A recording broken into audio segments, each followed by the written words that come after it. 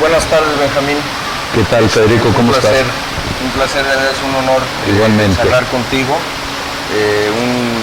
Un verdadero placer. Gracias por la entrevista, por la oportunidad que nos brindas. Y bueno, yo quisiera iniciar presentándote a Benjamín Galindo Marentes, el maestro, ¿no? Por ahí también creo que es en el zurdo, pero más conocido como el maestro, uno de los mejores futbolistas mexicanos que ha dado la historia en México, sin duda alguna. Un creativo, ¿no? Un creativo, si digo algo que fuera de lugar me corriges. No, hombre, no. Pero entiendo que tuviste 750 partidos y como futbolista de cancha eres quien más ha tenido partidos después del Conejo Pérez y de Osvaldo Sánchez como arqueros. 150 goles, de los cuales creo que 50 fueron penales. Mal no estoy del dato. 4 décadas, Benjamín, estuviste 4 décadas, eres el único futbolista en la historia del fútbol mexicano que ha estado fue en la del 79, desde el 16 de octubre del 79 que debutas con Tampico, y 22 años de carrera, te retiraste a los 41 con Chivas. Con Chivas. Y bueno, es la introducción de Benjamín Galindo Marentes, pero bueno, mejor dinos tú, ¿quién es Benjamín Galindo Marentes? No, bueno, creo que mi carrera fue muy buena. Desde muy joven empecé a jugar al fútbol, 6, 7 años, y siempre tuve ese sueño de ser futbolista. Al final no es fácil porque pues, son muchas situaciones que se te presentan durante ese proceso, pero sí, normalmente ya cuando quieres integrarte a un club o algo, es más o menos en la edad de 15, 16 años, que fue cuando yo le pedí permiso a mi papá para viajar a México y jugar en la selección amateur a la edad de 16 años. Entonces de ahí empieza mi carrera. Yo estuve un año aproximadamente con la selección amateur. Posteriormente me regreso acá a Guadalajara. Después tengo la posibilidad y conozco a Luis Plasencia, que jugó en UDG, y él es el que me abre la posibilidad para irme a probar al equipo Tampico. Tampico. Sí, entonces de ahí fuimos antes de la pretemporada, fuimos a Tampico, él habló con el técnico Luis Plasencia y hasta que lo convenció, porque normalmente en ese tiempo tenía 6, 7 medios. Entonces de entrada le dijo que si era volante, no. Y él lo convenció realmente. Ya después nos regresamos a Guadalajara. Yo agarré mis cosas en la fecha que me comentaron y ahí empieza mi carrera. Me fui a probar al Tampico cuando tenía 17 años y ahí prácticamente me quedé ahí, tuve la oportunidad de debutar, estuve 7 años, tuve grandes compañeros de todo tipo, mexicanos, extranjeros, y era un equipo muy competitivo. Claro, yo creo que de entrada vieron ese talento que tenías, ¿no? De hecho, ambidiestro, te pegabas con ambas piernas. ¿Qué nos puedes decir al respecto? ¿Cómo se da eso? Ya lo traía yo. Desde muy joven hay una anécdota muy buena en mi colonia, porque estábamos jugando, teníamos 8 o 9 años, y hay un tiro libre. Entonces 2, 3 compañeros míos gritan que la tire el zurdo. Entonces como yo la traía, yo pongo la pelota en el piso. Pues que la tire el zurdo. No, pero el zurdo eres tú, me dicen. Y de ahí el apodo del zurdo en mi colonia, en Santa Elena Alcalde. Entonces... De hecho fue tu primer equipo, ¿no? Santa Elena. Sí. Era el equipo de la colonia. Sí, por supuesto. Después, posteriormente, hice las fuerzas básicas en los Pericos del Nacional, que en ese tiempo tenían equipo de segunda división. y ahí empiezo, entonces prácticamente yo tenía esa virtud, esa cualidad de patear tanto con derecha como con izquierda. Los Pericos eran un equipo de Zacatecas. No, de Guadalajara. Perdón, de Guadalajara. Sí, de Guadalajara. ¿De qué colonia? No, nosotros jugábamos en Santa Elena, en Tateposco se llamaba, ahí entrenábamos en Santa Elena, pero era un club que tenía hasta segunda división. Y en un momento dado, algunos años jugaron en primera también. Oye, Benjamín, ¿y cuál es el gol que más recuerdas y por qué en tu carrera como futbolista? Digo, ¿y con qué pierna fue? El que te venga a la mente ahora. Hay uno que recuerdo que le ganamos al América, Tampico América, que ganamos creo 1-0. En el Tamaulipas, sí. Yo me acuerdo que me quito a uno y me hace medio falta, pero yo sigo. Y afuera del área, no recuerdo si fue con derecha o con izquierda, pero me acuerdo que pateé a gol y poquito antes de que se incrustara en el ángulo, pero bajó totalmente. Iba hacia arriba y bien de repente hizo un bajón. Para mí eso fue uno de los mejores goles que yo hice. Y por el significado, era contra el América, ganaste 1-0. Y bueno, hay más goles que realmente fueron de muy buena factura, muy bien ejecutados, penales, tiros libres, pero sí siempre te quedas con algunos ahí. Con algunos. No, sí, de hecho yo analizaba tus goles, los veía y en realidad le pegaras de media o de larga distancia, pero era con una elegancia, o sea, que pocas veces se ve esa elegancia. Goles que metiste con el Guadalajara, me acuerdo, no sé si a Tecos o a Morelia. A Tecos y pero, Morelia. Pero de larga distancia, pero haz de cuenta como con la mano los pones, sí. Como pone los pases Tom Brady o sí. Un buen quarterback. Sí. Es de llamar la atención. Esa era una de las virtudes que yo tenía, y algo que más me dejaba contento era cuando yo metía un pase de gol. Más allá de que hice 150 goles. La asistencia. Sí.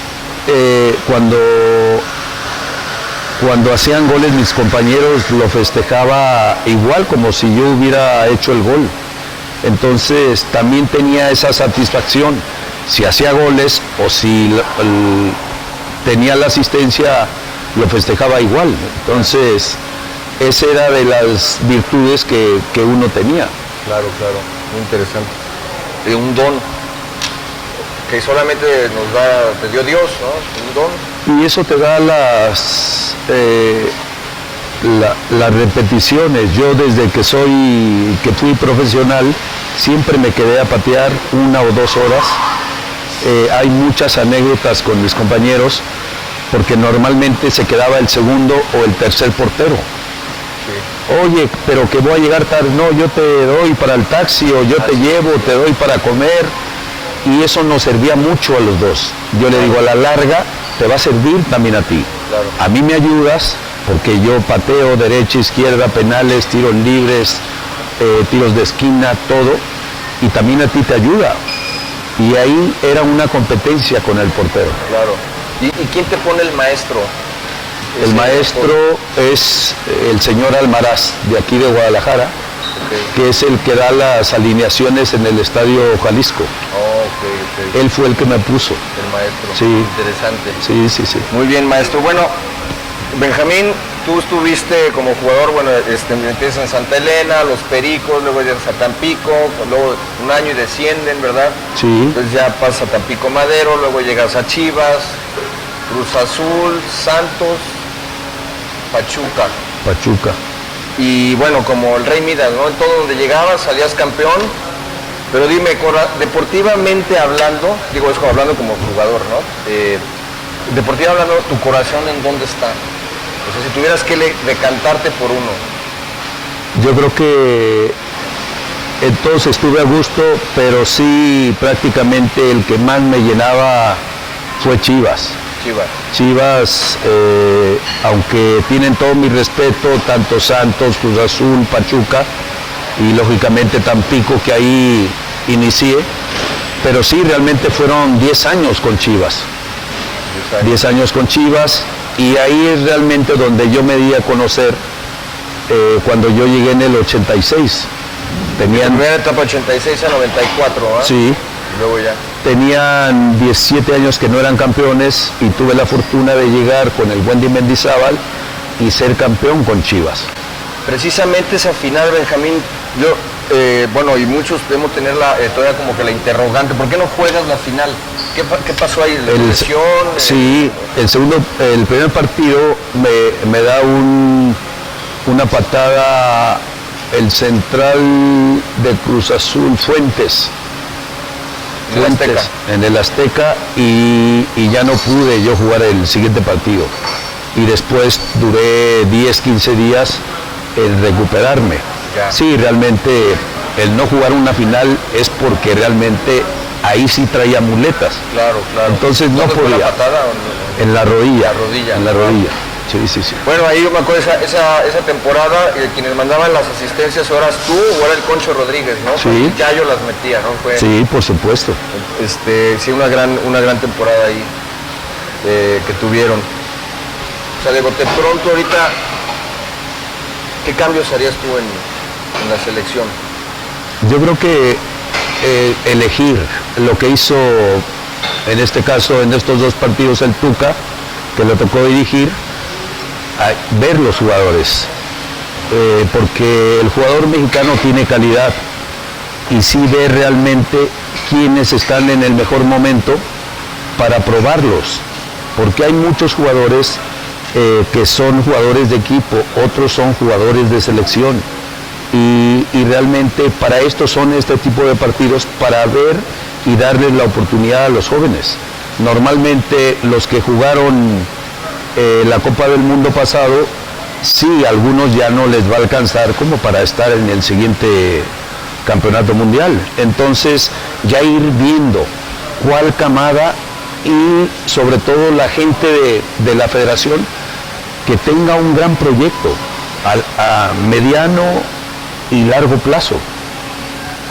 Que haya un seguimiento con un técnico, con el que ellos elijan, pues ellos son los que lo van a elegir, pero que tenga un perfil en donde te involucren los jóvenes, te involucren la gente que juega en Europa también, quién está en su momento. Yo creo que alcanzas a hacer una gran selección, pero sí que haya un seguimiento. O sea, ves bien que haya jugado con puros jóvenes. Sí, por supuesto. Ahora. Porque para esto son este tipo de partidos, para verlos, para ver quién puede y quién no puede. Sí, porque escuchaba yo a Claudio Suárez decir, bueno, es que debería ser, digamos que más suave, ¿no? O sea, por ahí traer a Moreno, a Herrera, y hacerlo un poco más suave esa transición. ¿Tú crees que estuvo bien? Sí, por supuesto, porque aquí los tienes. Entonces no te juegan nada, no hay ni una eliminatoria, no es torneos importantes, partidos ya importantes. Yo creo que en su momento se llevará a la gente que piense, en este caso el Tuca Ferretti, quién puede ir, la gente de experiencia, acomodados ahí con los jóvenes.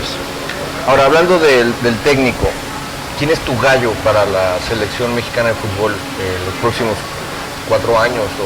Yo creo que hay 3 entrenadores que sin duda tienen toda la capacidad y cualquiera para mí, que se quede o que lo puedan elegir, sería bienvenido. El caso de Tuca, el Piojo Herrera y el mismo Matías Almeida, que es un candidato natural. ¿Por qué? Porque ya conoce el medio, ya triunfó en el fútbol mexicano y se le conoce su capacidad. Conoce a los jóvenes, conoce realmente cómo trabajas o cómo vive, cómo juega el mexicano. Entonces, para mí esos son los 3 candidatos que me gustaría que en un momento los dirigieran. Muy interesante se está poniendo la plática contigo, profe, porque bueno, tú también estudiaste técnico, ¿no? Empezaste en México y acabaste acá, algo así. Sí, por supuesto. Cuando fuiste, bueno, como técnico, ¿no? Estudiaste la carrera. Tú conoces tanto al Tuca como también a, bueno, Almeida, ¿no? En otro plano también. Cuéntanos, empezamos por el Tuca. Tú lo tuviste, ¿cuál fue tu experiencia con Ferretti y con Mejía Barón como jugador en el Mundial del 94? Sí, es un tipo que realmente tiene las dos facetas. Es una persona dura, es una persona que en los momentos claves y buenos también hace un gran grupo. Yo siempre les digo que él tiene las dos. Es de temperamento, pero también sabe hacer grupos. No es de los técnicos que nada más es gruñón, sino que él sabe en qué momentos es un estira y afloje en el plantel. Es afectuoso también. Sí, por supuesto. Yo creo que es un técnico muy capaz, es un técnico que ha triunfado, ha tenido grandes equipos y es el único entrenador que lleva como 26 años ininterrumpidos dirigiendo. Con chamba, ¿no? Sí, o sea, algo tiene. Algo tiene porque aparte de su capacidad, aparte de su liderazgo, bueno, tiene logros, tiene campeonatos, tiene, la verdad, bastante experiencia. Además, creo que como que la mancuerna Mejía Barón Tuca como que se equilibra, ¿no? Sí, por supuesto. Mejía Barón es un tipo pensante, es un tipo muy vivo, muy listo, muy inteligente, que le ayuda a él. Bueno, y hablando de mancuernas, Almeida, ¿no? Citabas a Matías, que tuve la oportunidad de estar con él en Azul, en su pueblo, en junio, tuve la oportunidad de entrevistarlo. Almeida te pidió como asesor para Guadalajara ahora en este año calendario. A mí en lo personal me encantaría ver una dupla Galindo-Almeida, ¿no? Pero ¿cómo está tu, bueno, son consuegros, ¿no? Ajá. ¿Cómo está esa relación con Matías? ¿Cómo estás con tu consuegro? No, la relación es muy buena, yo tengo realmente poco de conocerlo, pero es un tipo muy humano, es una gran persona y nos hemos llevado bien. Es un tipo que le gusta trabajar, es un tipo que ha triunfado a través de su carrera, que ha sido corta de entrenador.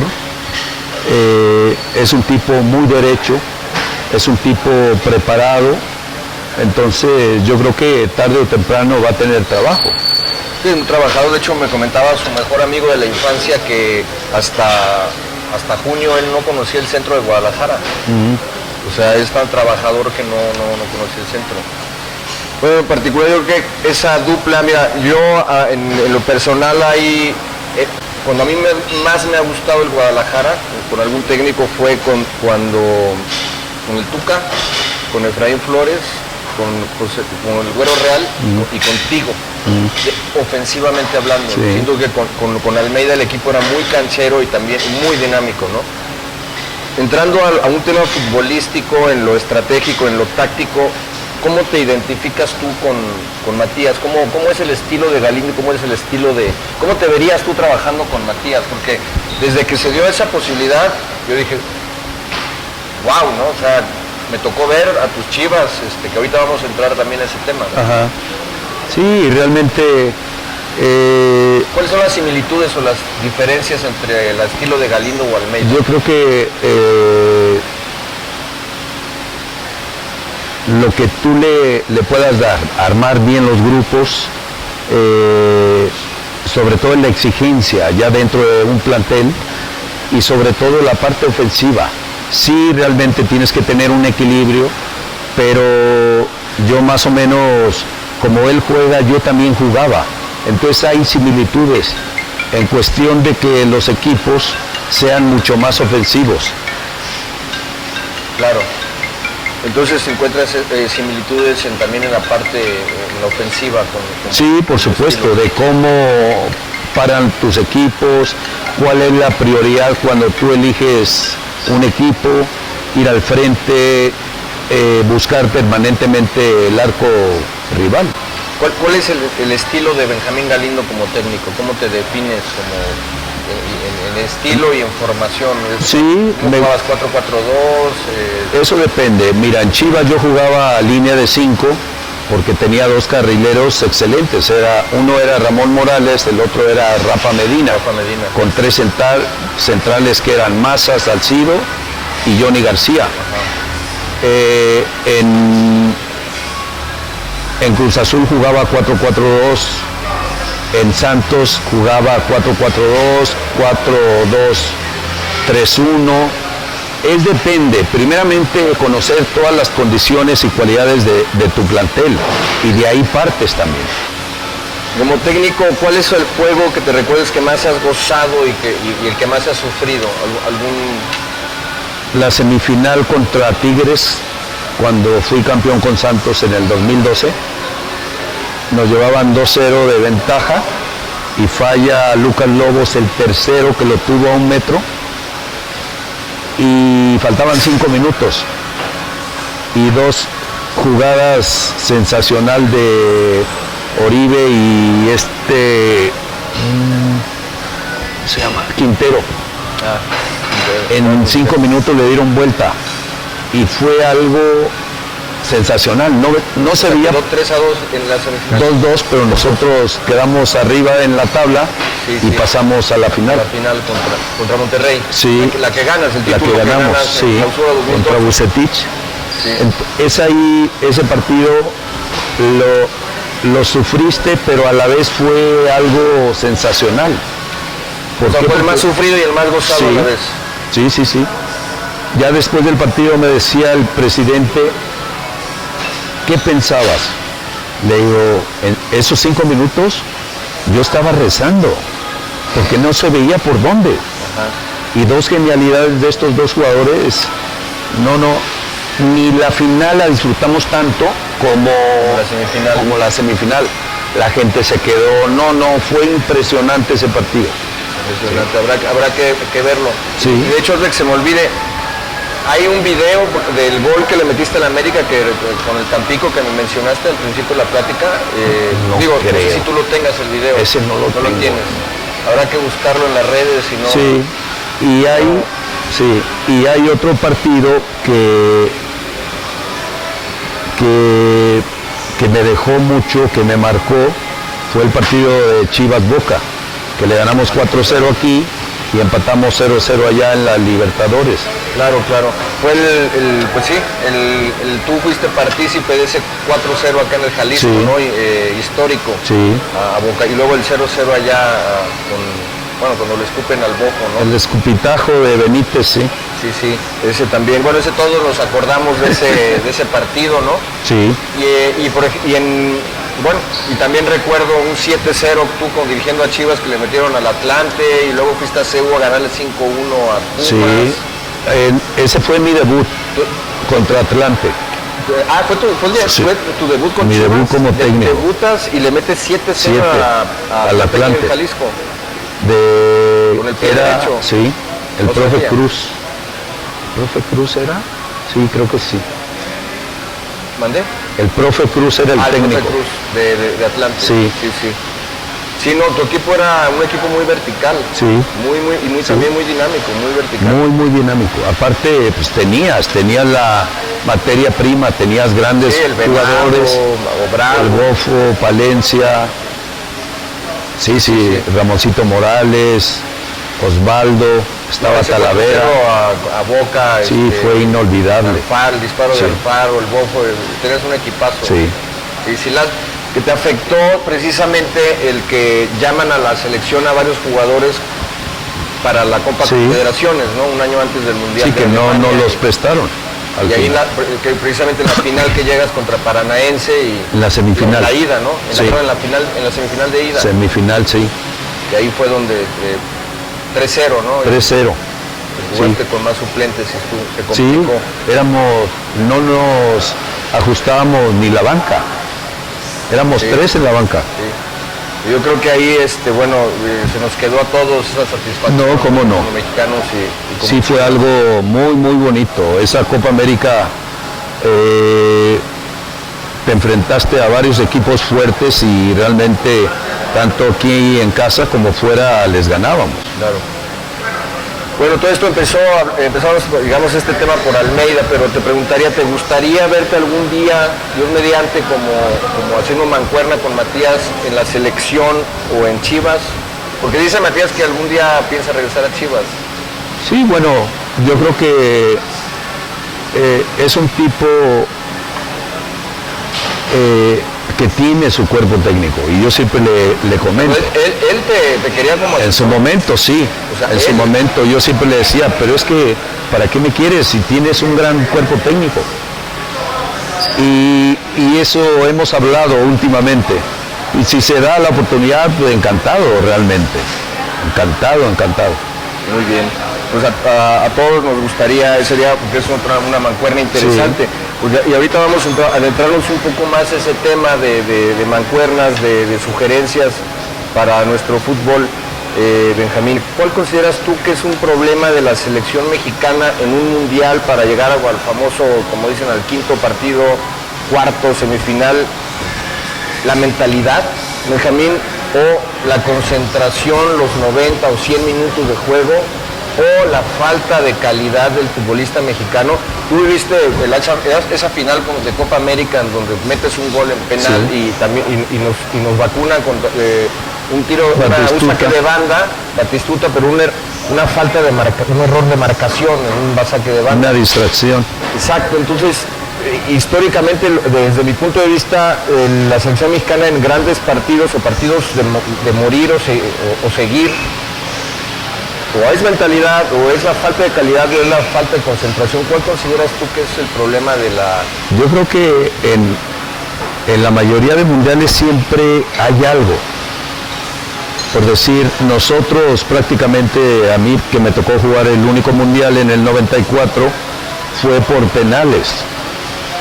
Por penales, que yo era el quinto, que fallamos 3, el único que la metió fue el emperador. Entonces, pasa más por lo mental. Sin duda, yo veía, hablando de la selección pasada, del Mundial de Rusia, una de las mejores selecciones de nuestro país. Yo creo que era el momento ideal para haber hecho algo más. Nos ilusionaron mucho realmente con ese partido contra Alemania. Posteriormente vimos a Alemania que no estaba tan fuerte como todo el mundo comentaba. Era el campeón del mundo y todo, pero realmente no anduvo bien. Y ahí es donde yo digo, algo falta. Y es más mental eso. La capacidad la tienen, la calidad la tienen. Ya todo el mundo se fija en México, no es como antes. Y eso realmente lo cambiaron Menotti, Mejía Barón, Bora, todos esos técnicos. Menotti, claro, por ese cambio. ¿Por qué? Porque él se los llevó a una gira que a mí no me tocó estar con él, una muy buena gira, y ahí él se involucró mucho con todo el plantel ese.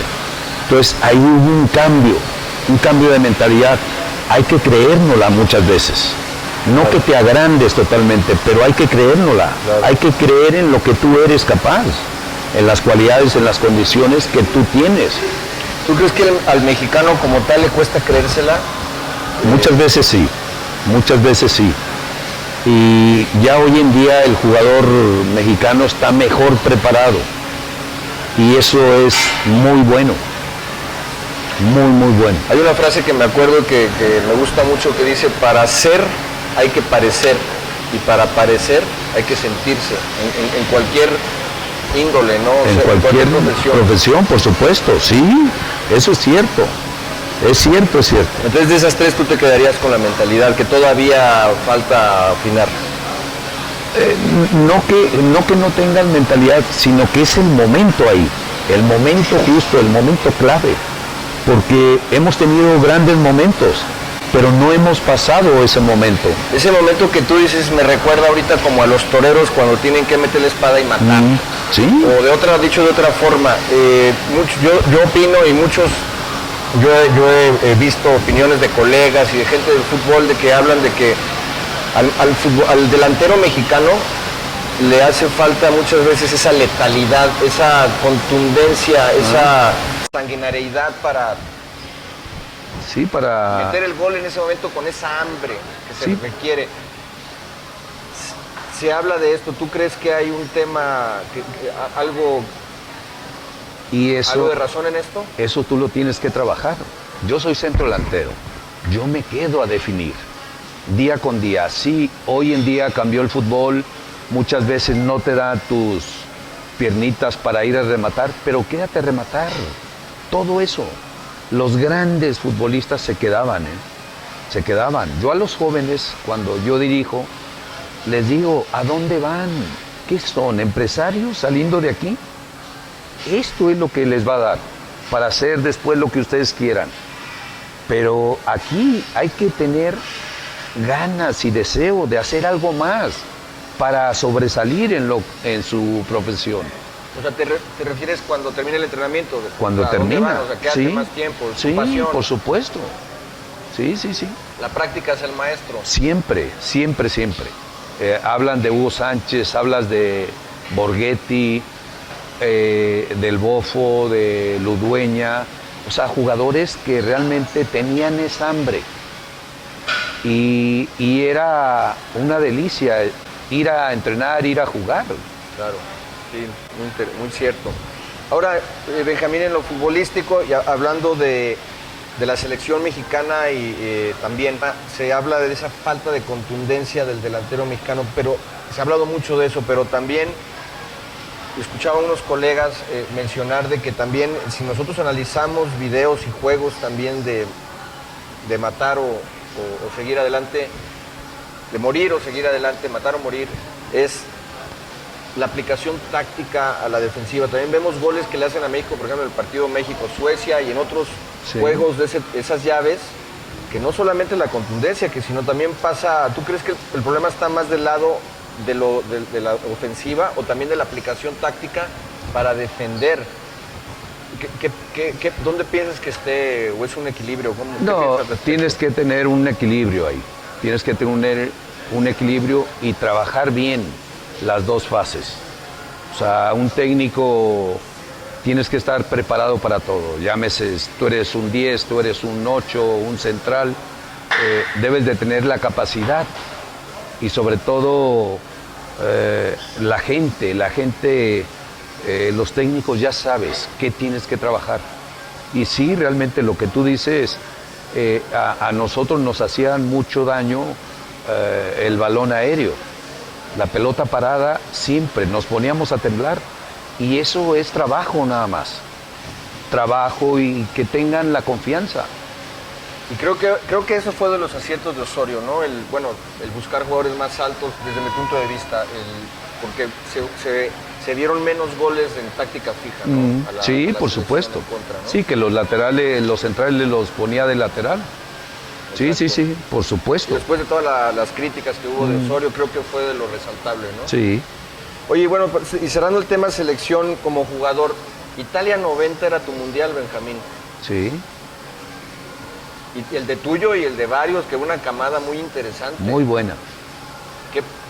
¿Cómo tomaste ese? Porque llegas al 94 ya con 34 años. 5, ¿no? Sí. Sí, no, prácticamente pues fue lo de los cachirules. Sí. Nosotros ya habíamos ganado el pase para ir a Seúl en el 88 y fue cuando los cachirules, que nosotros los de la selección grande pensábamos que a nosotros no nos iban a castigar y fue a todas las selecciones ahí.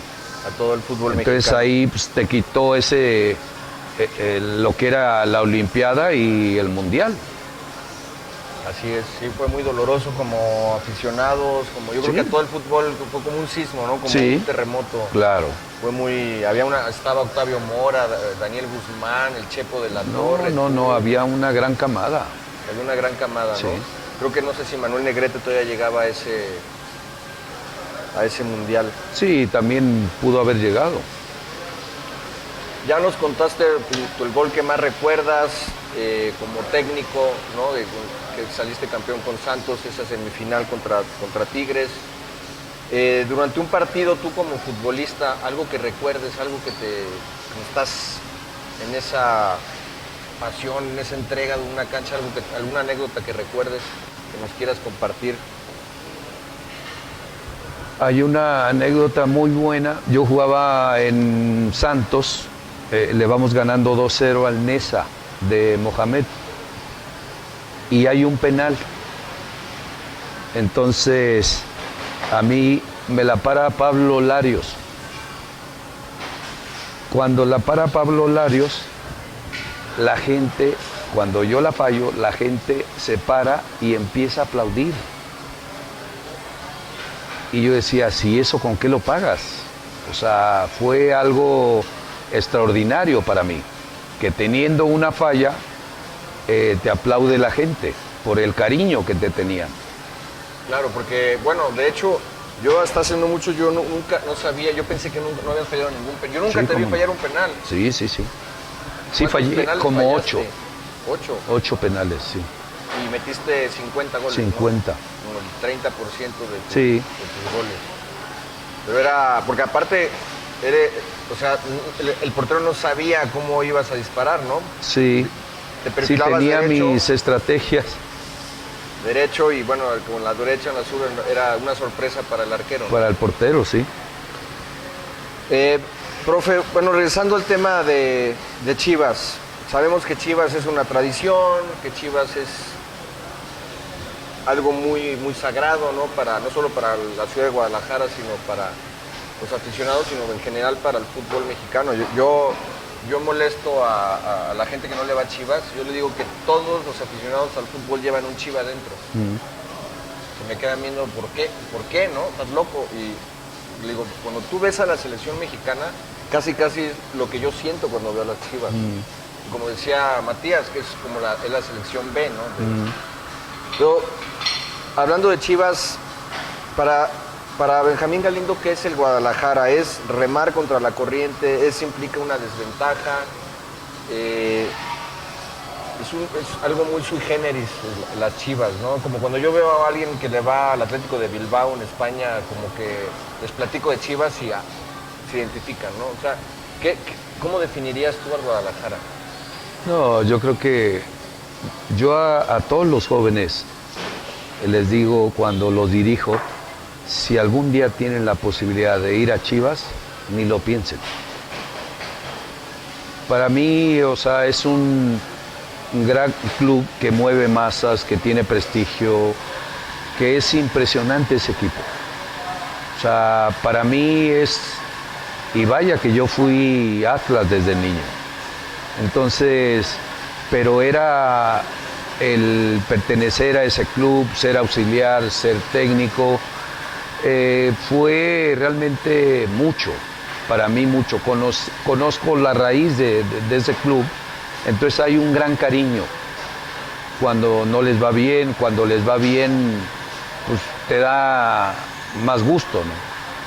Pero ahora Chivas los otros equipos, ¿cómo ven a Chivas? ¿Lo quieren, lo envidian?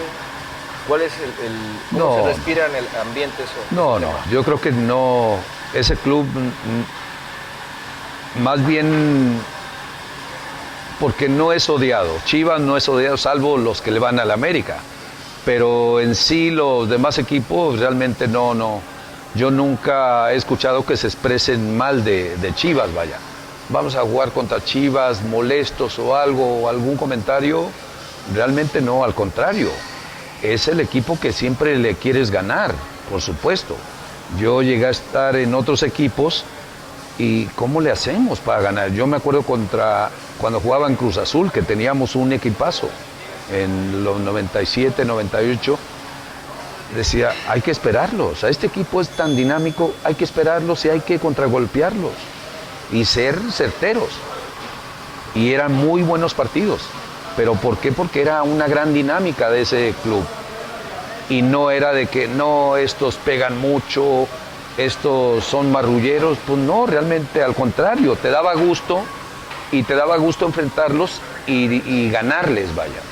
¿Por qué? Porque te representaba mucho.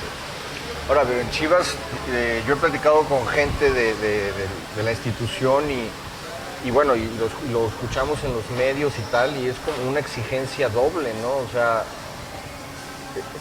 y bueno, lo decía la directiva hace algunos meses con todo el tema de Almeida, de que aquí esté quien esté, hay la obligación de llegar a liguilla y de ir por un título. Ah, sí, por supuesto.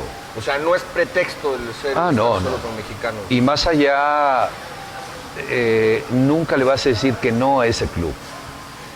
A mí me tocó 2 etapas distintas en donde no tenías un plantel muy bueno y realmente no te fue bien. Pero no le puedes decir que no a ese club. Claro.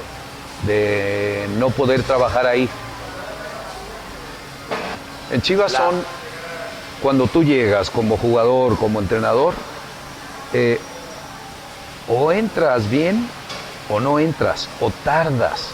Como te da, te quita.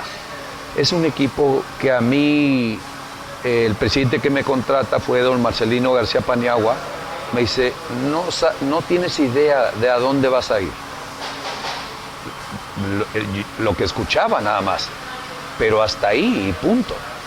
Entonces, y ya lo vives, fue un año sensacional, clasificamos antes, eran torneos largos, después ganamos todos los partidos, fuiste campeón, fue la locura realmente, la locura.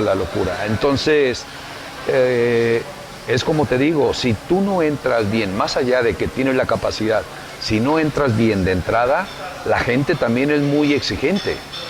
Entonces en eso sí te debes de enfocar y es como técnico también. Es complejo, Chivas, sí. como una ente, como ¿no? te da, te quita. ¿Quieres tomar tu café, Benja? Sí, por supuesto. ¿Cómo ves la actualidad de Chivas? ¿Cómo ves al equipo ahora con Cardoso? Y en general la actualidad de la directiva, de todo lo que ha sucedido. Sí, bueno, Chivas siempre va a ser un equipo fuerte, más allá de que no tiene una plantilla como Monterrey, Tigres, América, pero sabes que tienes otras cosas, tienes buenos jugadores, que tú puedes hacer el estilo que tú quieras. Un equipo dinámico siempre ha sido, y esa es una ventaja, donde el equipo trabaja de lo mejor, la verdad. A mí me ha tocado y es un equipo noble, es un equipo trabajador. Entonces, por ende, tienen que andar bien, porque tienen buenos futbolistas, tienen calidad. Y bueno, cada vez está más cerrado. O sea, el campeonato mexicano es bien difícil. Cualquiera le puede ganar a cualquiera. ¿Por qué? Porque ya las distancias son muy cortas en el fútbol. Y la diferencia te la va a hacer el jugador de calidad. Nada más. Tú te distingues por ser un equipo dinámico. Pues ¿cómo hay que ganarle a ese equipo dinámico? Un equipo canchero que se te mete bien atrás, tienes que tener variantes a la ofensiva, aprovechar la altura, el juego aéreo, son muchas circunstancias. Entonces, para mí Chivas siempre va a tener buenos planteles. Fue sorpresa que le ganaran al Monterrey ahora en la reciente fecha, lo golearon en Sí, porque nadie esperaba. ¿Crees que, qué jugadores te llaman la atención del actual Guadalajara? ¿Hay algunos que te llamen tu atención, que te gusten? A mí me llama mucho la atención Orbelín.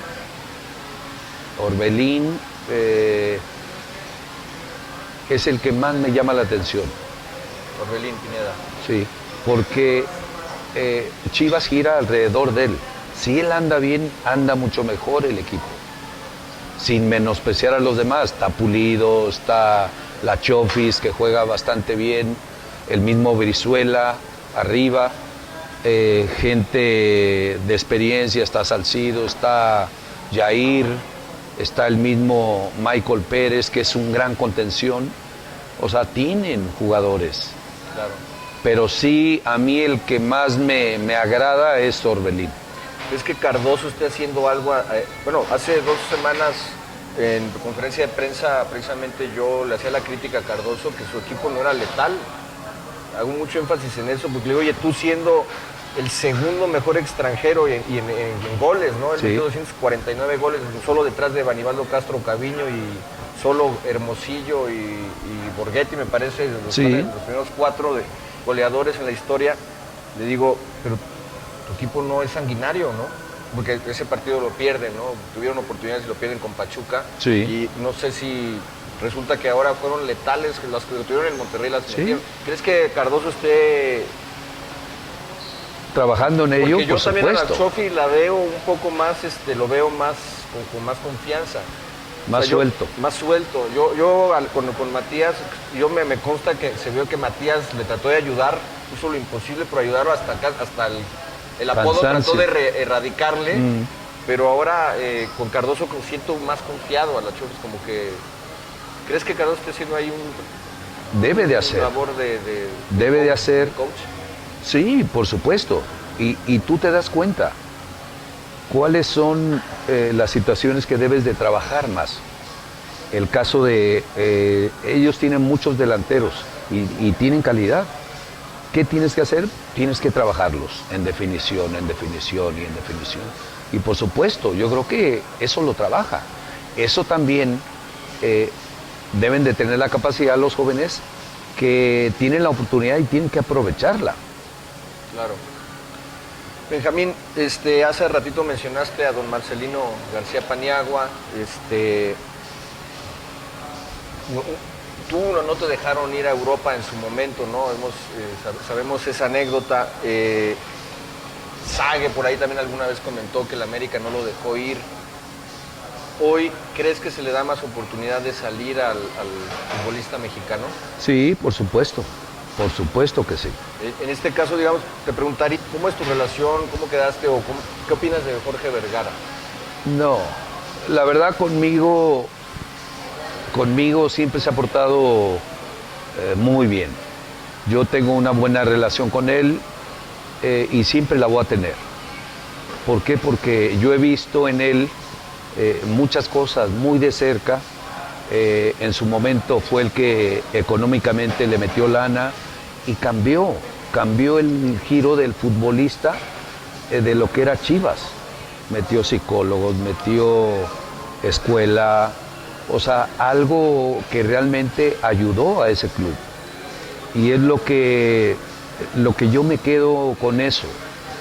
Y para mí siempre conmigo ha sido un gran hombre. Entonces yo la verdad siempre lo admiro y lo respeto. Más allá de que me ha despedido 2 veces, pero es parte del trabajo. Pero siempre hubo buena comunicación con él y hay buena amistad con él. Es polémico, ¿no? Jorge es polémico, pero también se aprecia una persona noble. Vemos también como cuando se fue, me parece, Omar Bravo, quedaron medio mal, luego regresa de Europa y regresa a Chivas. O sea, tú lo acabas de mencionar, has estado en 2 etapas. Es una persona que tiene apertura. Sí, por supuesto. Y él es un gran ser humano, Una persona innovadora, ¿no, Benjamín? Sí. Ha innovado con el tema de traer a Cruyff. Es una persona que como buen empresario arriesga y...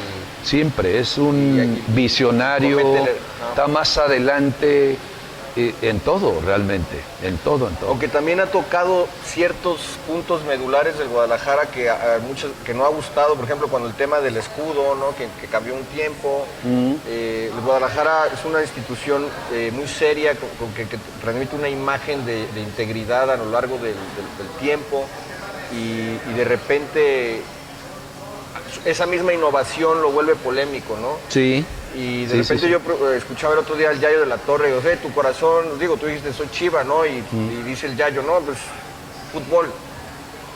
Y a ti como gente y como hincha de Chivas, también te llama la atención, ¿no? Escuchar que digamos, un legendario de Chivas, que también es el Yayo, diga eso, ¿no? Entonces, hay algo ahí también como que ha causado ruido en la gente de Chivas de toda la vida, ¿no? Como tú y como Quirarte y como muchos, ¿no? Sí, bueno, cada quien tiene su versión, cada quien se expresa como te va, vaya. Pero bueno, indudablemente que Jorge Vergara ha hecho buenas cosas y bueno, yo también a Mauri lo veo un chavo que el otro día lo atacaron con todo, lo han atacado con todo, pero el tipo no se engancha y por ahí mantiene es muy listo. el estilo, sí, se ve que sí, es muy listo. Sí, es muy listo, muy inteligente.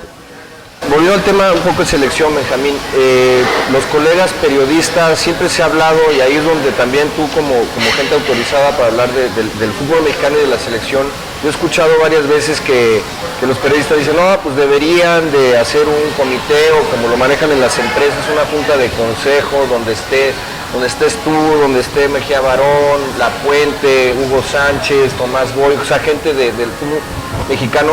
¿Para qué? Para hacer una lluvia de ideas, para digamos, compartir esos círculos virtuosos o esos casos, o como dicen, esos casos de éxito, como lo dicen las empresas.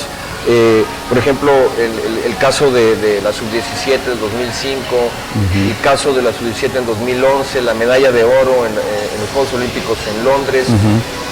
Como hacer una junta de consejo, ¿por qué no se dan estas cosas, Benjamín? De eso terminan de cuajar esto, verlo como una empresa. Son los egos, es que el mexicano, volviendo al tema otra vez de un juego en conjunto, no sabemos trabajar en equipo por estos casos aislados de estos tres títulos enormes que tiene el fútbol mexicano, junto con la Confederaciones del 99, porque no pensamos en el bienestar común. ¿Qué opinas de todo esto, Benjamín, y qué sugerirías tú Es una gran verdad eso, ¿eh? Nosotros entre los mexicanos no nos ayudamos mucho. Si bien te fijas, a mí me ha tocado cuando fulano es campeón, ¿y por qué le faltó esto? O sea, en ese sentido no hemos sido inteligentes nosotros, como mexicanos, arroparnos con los mexicanos, el juntarse y hablar de lo que tú quieras, de política, de fútbol, de lo que me digas, pero no somos así, y yo veo en los extranjeros que esos se juntan y se unen a muerte, los uruguayos, chilenos, peruanos, todo el mundo, y nosotros no, nos ha costado muchísimo, somos muy envidiosos en ese sentido. Así es. Sí, y te lo digo, yo no sé ni por qué. Porque normalmente el mexicano es buena gente, pero con otros. Exacto. No con tu misma gente. Sí, al extranjero lo ensalzamos. Sí. Yo le decía al papá de Matías Almeida, digo, su hijo no va a regresar. ¿No? O sea, como él y como muchos otros argentinos y extranjeros, claro, se quedan aquí porque al extranjero lo tratamos bastante bien. Digo, como reyes. Y tú lo tocaste hace un rato, ¿no? Él hizo una conexión muy fuerte con el mexicano de conocerlo y tal, como pocos extranjeros lo han hecho, ¿no? Sí. De hecho, hay una frase que se quedó de él, ¿no? Creo más en los mexicanos que los mismos mexicanos, sí, ¿no? En alguna conferencia de prensa. Pero en realidad sí creo que hace falta ensalzar, gente como Matías y como otros extranjeros que han venido al fútbol mexicano, pero tú como gente súper autorizada, el hacer énfasis en esta unión que necesitamos, ¿sí? No dejar fuera a los extranjeros, pero sí... No, por supuesto. Reforzar sí. Dicen que para poder curar algo, primero hay que saber diagnosticar y hay que ser sinceros y honestos con lo que está doliendo, sí, con el defecto, ¿no? Sí. Entonces, bueno, eso es algo pues, muy interesante pero yo creo que sí es importante el tomar esos casos, o sea, que se planteen, oye, pues, ¿qué sucedió en Londres? ¿Qué pasó? Y de hecho hasta hay un video, ¿no? Un documental. Yo creo que esos momentos los tiene que hacer y vivir el técnico de la selección en turno. Y si no lo hace, que la mayoría de los técnicos lo hacen, visitar a fulano, a mangano, a los entrenadores de primera división, pero sí en tener sobre todo amistades y ver su punto de vista. Pero ahora tú tocas ahorita el técnico, y se habla mucho del técnico. Hablando de esto, ¿no crees que no solamente deberíamos, no solo de hablar del técnico, sino de toda una estructura, sí, un organigrama? Por supuesto. O sea, el técnico, porque por ejemplo, hablando de Chivas otra vez, o sea, Almeida, creo que uno de las cosas que le afectaron ahí fue de ser director general en turno. O sea, está muy, no es que no tenga la capacidad, es muy complicado ser técnico y ser a la vez no puedes. Por eso él pedía a alguien. Claro.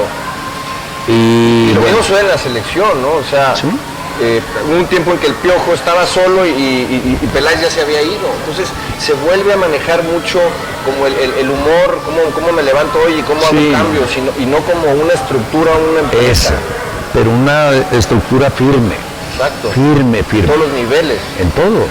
O sea, aquí tú escuchas hablar a la gente de fuera, dice, es que aquí tienen todo. Bueno, pues sí, tenemos todo. Pero realmente algo no estamos haciendo bien. Algo no estamos haciendo bien para hacer esa potencia que todo el mundo queremos. ¿Qué hacemos por hacer esa potencia? ¿O qué dejamos de hacer? Como directivo, como entrenador, como presidente, como todo. Claro. Sí, debe verse como algo holístico, algo integral, como no solamente el técnico. ¿Va? Sí, no. Si a nosotros se nos dificulta, por decir, tener centros delanteros, pues ver la posibilidad. Tú eres el dueño, yo soy el dueño, ¿saben qué? Vamos a hacer una junta, nadie tiene que contratar un centro delantero. El centro delantero que sea mexicano, para ayudar a la selección. Algo que se te conecte, algo. Exactamente. Pero así no se puede. Ahí de hecho se me vienen, bueno, dos cosas a la mente. Una, Benjamín, que están correlacionadas. ¿Tú por qué crees que el mexicano, hablando de la calidad, no está en clubes de élite en Europa? ¿Qué tiene que suceder desde tu punto de vista? Sí, porque realmente son pocos, son muy poquitos. Chícharo, Vela, que estuvieron ahí, pero deben de tener,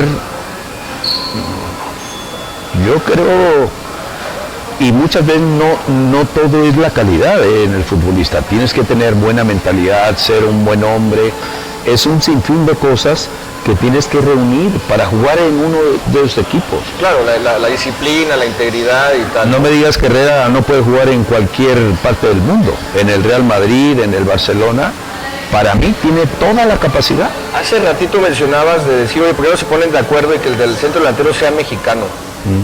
¿No crees también que hay estamos pecando o los dueños de los equipos pecan en el tema de lo comercial versus lo deportivo? Ah, sí, bueno. ¿No crees que si, yo te aseguro que si México llegara a un cuartos de final o a una semifinal en una Copa del Mundo, en automático Herrera estaría jugando en el Barcelona? Hoy es un rumor, pero estaría. Entonces, ¿no crees que precisamente va por donde tú comentas, oye, que sea delantero mexicano, el centro delantero? Entonces, poner todas las baterías en la selección mexicana para que la selección mexicana llegue más lejos y en automático lo de comercial se va de manera dura. Sí, por supuesto. Sí. Pero todos somos cortoplacistas y queremos que si lo que dicen todos los partidos moleros. Sí. Pero eso ya tienen que hacerlo a un lado. Ya, la lana la tienen, la verdad. Sí. Entonces, ¿qué es lo que tienes que hacer? Sacrificar un poco. Pues buscar, salir, jugar realmente con equipos fuertes. ¿Qué importa si te meten 3 o 4? De eso aprendes más. Pero ahí ya vas viendo en qué nivel estás. Porque te vuelvo a repetir, la selección pasada para mí ha sido una de las mejores, pero que no estuvo de acorde a su capacidad, la verdad. También hay cosas que pasan, ¿no? En las concentraciones y demás. No, y aparte, al final, los 6 meses más importantes para el técnico en turno de la selección son quién juega, quién no juega. El ritmo del partido. Sí. Y muchos de ellos no jugaban. Y es lo que a todos se nos va también, que no tenemos memoria. Fulano no andaba bien, sí, pero por esto y por esto otro, porque no fue titular, no jugaba completo, jugaba esporádicamente y sí, y no tienes ese ritmo de partido. Sí, y muchas veces no se ventilan cosas del vestidor, ¿no? Por ejemplo, me cuestiono, oye, ¿por qué Marco Fabián jugó 25 minutos, Uribe Peralta 1 minuto? Sí. ¿Por qué el Tecatito jugó poquito? ¿Por qué no Giovanni no jugó? O sea, uno como aficionado, como gente que le gusta el fútbol, dices, bueno, si metes toda la carne al asador, no hay nada que decirte. Nada. Pero muchas veces tampoco tenemos ese detalle de qué pasó una noche antes. Se comenta que un día antes del partido contra Argentina, Javier Aguirre estaba volviendo loco y no sabía a quién alinear y metió al Bofo. Cuestiones que pasan, que también se dice que ahora tomaron el control los líderes, Guardado, Chicharito y Rafa Márquez, y ellos ponían la alineación y el señor, usted ya no va a hacer rotas. O sea, yo creo que también hay muchas variables, ¿no, Benjamín? Sí. Y se vive realmente, se vive. Sí hay, y ha pasado en algunos equipos que escuchas, el mismo de Argentina, que era lo que pasaba con Mascherano y Messi, que supuestamente ponían la formación. La formación. Sí. Por eso el técnico debe de ser un líder y tener carácter. Yo creo que ahí tienes que ser muy inteligente. ¿Saben qué? Está bien, vamos a hacer una rueda de prensa. Te vienes tú y te vienes tú. Y ahí hablarlo. Pero como las verdades no se hablan, que salen a la luz. Y no tienen por qué enterarse tampoco.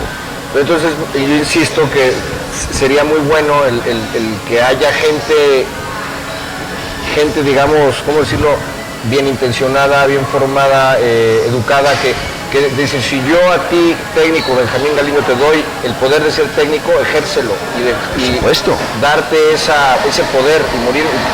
Y estar muy de la mano con el dueño, con el vicepresidente, con el presidente. Y si se te revela un jugador, que te apoye el director estar en deportivo, contacto, por supuesto. O sea, y sí existe eso, a mí te ha pasado, siempre te va a pasar.